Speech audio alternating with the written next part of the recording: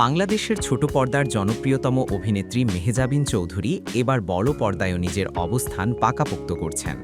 সফল নাট্যজীবনের পর সিনেমার জগতে নতুন অধ্যায় শুরু করেছেন এই তারকা।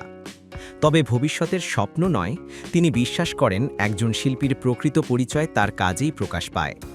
সম্প্রতি এক সাক্ষাৎকারে মেহজাবিন বলেন, দূরের চিন্তা আমাকে ভীত করে। আমি জানি না আগামীকাল কি হবে, তাই দীর্ঘমেয়াদী পরিকল্পনায় যাই না। প্রতিশ্রুতি নয়, আমি চাই আমার কাজই আমার হয়ে কথা বলুক।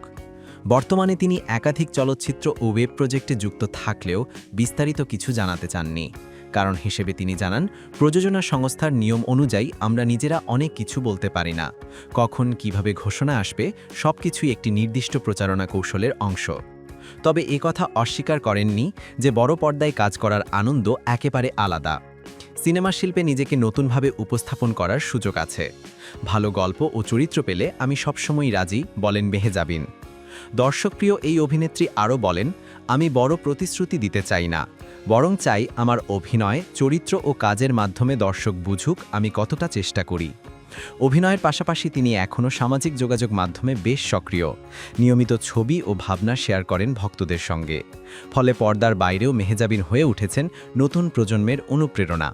সব মিলিয়ে বলা যায়, জনপ্রিয়তা বা ভবিষ্যৎ নয়, নিজের কাজকেই সবচেয়ে বড় শক্তি হিসেবে দেখেন মেহজাবিন চৌধুরী। আর সেই কাজ দিয়েই আবারও তিনি প্রমাণ করছেন কেন তিনি এই সময়ের সবচেয়ে আলোচিত মুখ।